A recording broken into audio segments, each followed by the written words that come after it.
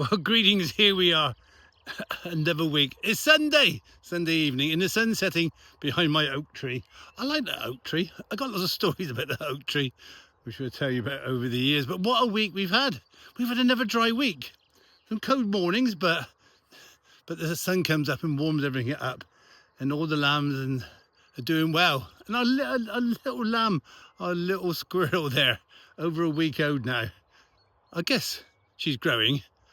But she's certainly full of life and enjoying the freedom of the farm like all our animals. It's quite a challenge sometimes. Tonight has been a challenge with Lucky, who decided to jump out of her goat pen. It's 7 feet high and still got out. So I was going to do a live. I didn't do any lives this weekend, but it's all getting prepared for next week, because I'm going to be away into the Isle of Widget with Ellie and Cara and Casey and Dexter and Mark, and of course I get to see Nikki. I'm very tempted to take some of my animals over with me.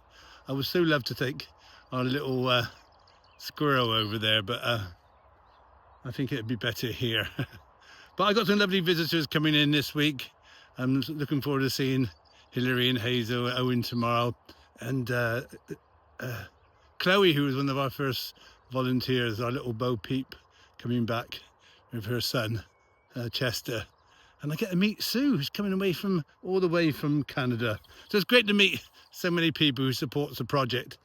And it's been a whirlwind week for Caroline with her training and her art, and Cara with her boys have been a bit poorly, but yeah, Casey can now swim a lot further than me, my young grandson. So I'm so proud of all my team, my children, my grandchildren, and of course to yourself. We can always achieve something. Every day you achieve something by just waking up and getting on with the day. I always wake up quite early, partly because of the little lamb, but also I always have ideas, and as soon as I'm awake, those ideas come. But we can always achieve something. And when you sort of look at it and you're thinking, oh my goodness, what can I achieve? Without knowing it, you achieve so much. It's funny how life takes it. You have a bit of a roller coaster. Things happen for a reason. And sometimes you look back and thinking, oh, that's why that happened.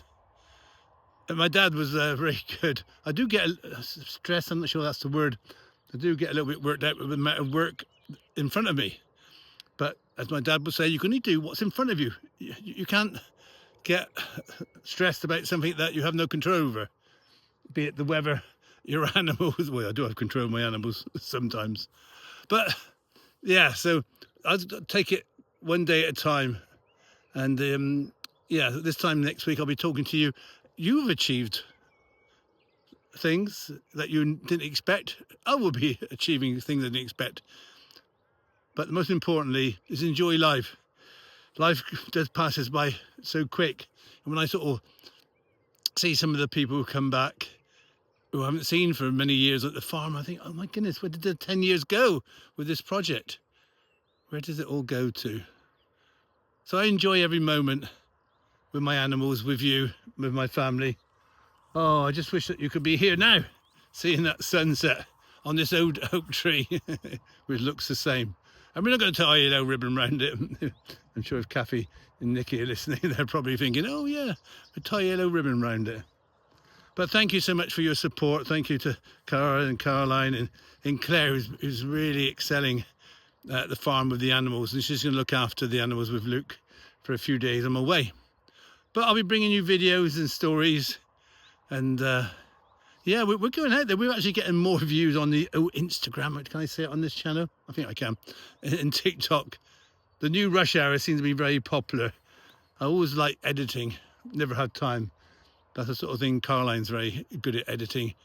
So I like filming, but you need a lot of patience to put it together. Is that Oreo there? Hello, Oreo. Oreo's joining me. So I walked all over all this way to see the oak tree, to say goodnight. If that could tell stories, how many stories would it tell? It'd probably tell a few stories of me climbing it up as a boy. But every year, it waits patiently for the weather to be right, the temperature to warm up, the sap arises and away it goes. It'll be in blossom soon and producing acorns. It's lasted long, a lot longer than me. He's been here for many a year and will go on for many years after me. And that's what we do. We can leave a legacy. If you plant a tree, then look what you create. So a bit of magic. Anyway, I'm going on a lot. So I'm going to go and just have a little walk. See the white blossom. The white blossom over here is called blackthorn. It's where we get sloes from. Anybody who likes sloe gin will know what I'm talking about. But it's a very, very, shall we say, good hedging. It's very good keeping animals in and people out because it's very, lots of thorns on it. My dad used to say when the blackthorn come out, you'll get 10 days of cold weather. We hadn't really had it this year, but we had 10 days, or shall we say, easterly winds, which can be a bit cold. Look, so it's all white. Going to look like my hair. Anyway, for me and Oreo and all my animals and this wonderful oak tree, do you know what?